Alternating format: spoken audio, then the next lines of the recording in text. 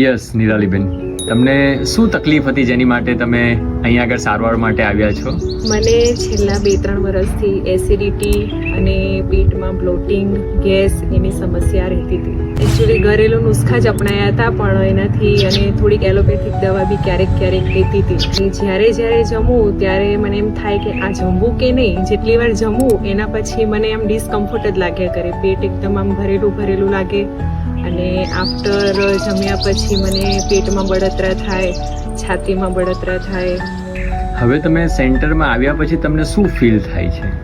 સેન્ટરમાં મારી આ 10 દિવસની ટ્રીટમેન્ટ દરમિયાન હવે મને એવો અનુભવ થાય છે કે અત્યારે મને કોઈ જાતનો કોઈ પ્રોબ્લેમ નથી. ઓકે. નથી બ્લોટિંગ કે નથી કોઈ બળતરા કે કાંઈ જ નથી. હું એકદમ આમ હલકું અનુભવું છું. ત્યાં અમે 10 દિવસ દરમિયાન અમારું પૂરું ડાયટ જે હતું એ અમને અમારા જે ડૉક્ટર સાહેબે લખી આપ્યું એવી રીતે અમારો જે ડાયટ આચર-કુચર હતો એમાંથી તો સૌ પ્રથમ અમારો સાત્વિક આહાર થયો. એની સાથે રોજ યોગા, પ્રાણાયામ અને બીજી અલગ ટ્રીટમેન્ટ છે, જેમ કે હાઇડ્રોથેરાપી છે અને મસાજ થેરાપી છે અને અહીંયા ફિઝિયોથેરાપી છે. એવી બધી ટ્રીટમેન્ટ અહીંયા મળતી હતી અમને.